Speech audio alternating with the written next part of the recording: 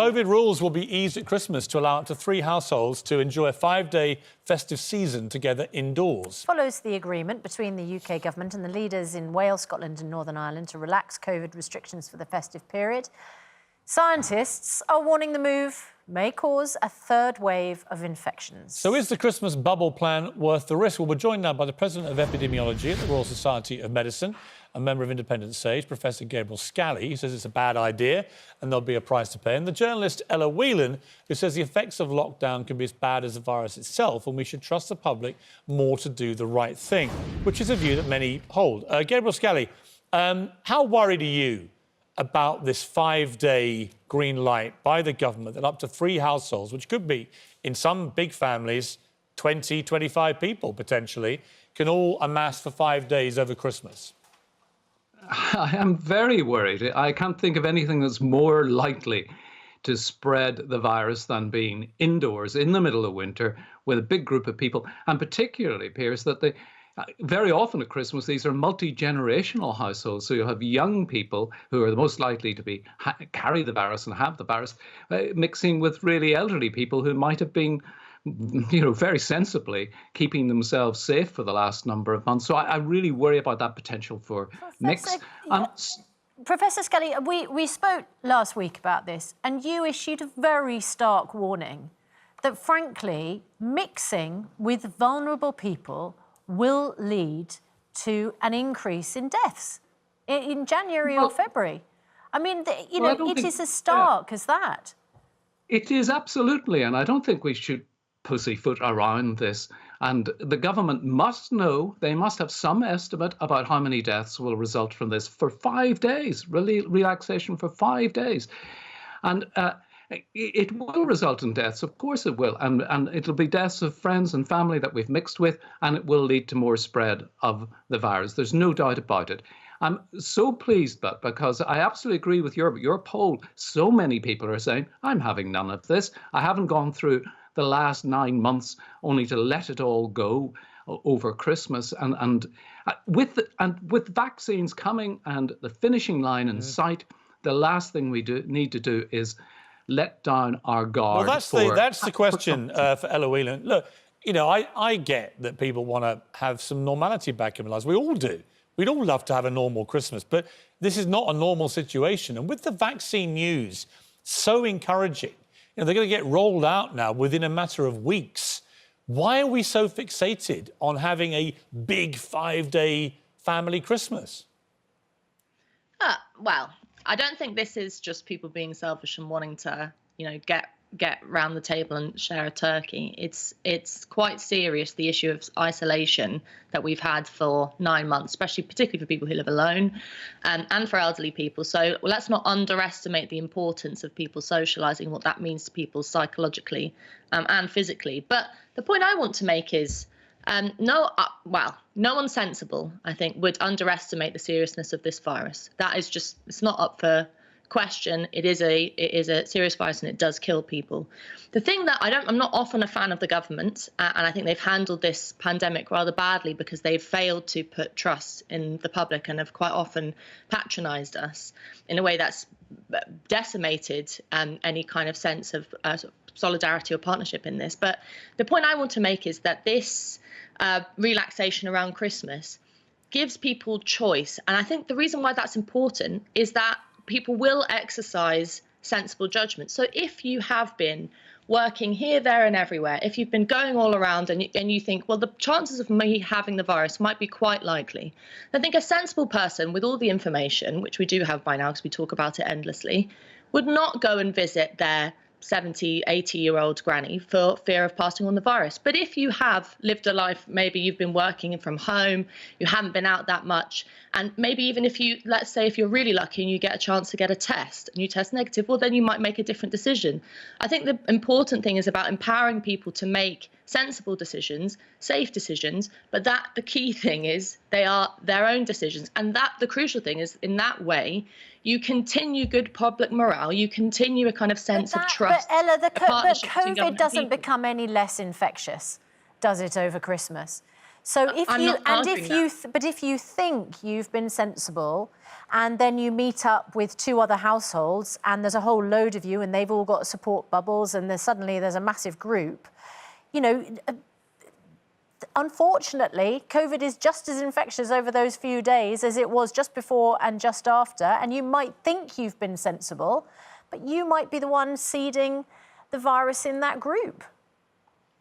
Absolutely, there is always a risk, and I think some people have. There's been a rather sensible, forget the kind of more mad aspects of the sort of virus deniers on Twitter that I think Piers might have alluded to earlier. There is a sensible, not skepticism, but discussion going on about the importance of balancing risk. And so we've had countless stories of particularly older people who are in the vulnerable bracket by dint of their age, who have said, I understand that I might risk catching the virus, but actually I'm willing to take that risk because the other detrimental effects of not seeing people, of being isolated, are affecting me worse. And really what I'm saying is we should champion people's choice to make sensible decisions. As a wish list, if I could wish for something from Santa, it would be an increase in testing, because I think that is the thing that could not just empower people to feel like they're making the right decision, but confirm it. For example, Professor Scally, air travel now, to go to a COVID-secure country, of which there are quite a few now with very low rates, they now insist on a test before. Now, if the government said, right, we're going to allow, a 2-day period, but you've got to be tested first, and they had the capacity to do that, that's one thing. My issue with this is bringing people from all over the country together without any testing to know if they've got the virus. That's the danger to me. Oh, it is, absolutely. And the suggestion that it's down to individual choice and you just give people the chance to make their own choice. Well, it isn't a choice just for them. It's not like deciding, am I going to smoke or not? Will it give me lung cancer or not? That's a personal choice, absolutely. This is about a highly contagious virus that can spread to other people. And it sets off a chain of infection, and we get spread across populations again. Well, so Professor Scally, to jump in on that point, I told the story yesterday, and it's worth repeating. My parents were in a bubble with my younger brother and his partner and their young child. And they were very, very, very safe for 98% of the time. And then when winter drew in, they had one lunch inside. This is the bubble. And only one person from the entire bubble had been out at all in the preceding week, and it was to go to the gym once. And it turned out that got an infection, and then my parents both got it within 4 or 5 days and were very ill with it. And that showed me just how easy it is, that even in a bubble where one person goes out for 1 hour to a gym or wherever it may be, to a supermarket, and somehow contracts it, that's how virulent this thing can be. And then suddenly you've got your parents, as we did, on their own. No one can go and see them, going through hell, terrified, obviously. And that is what the message I would send to people.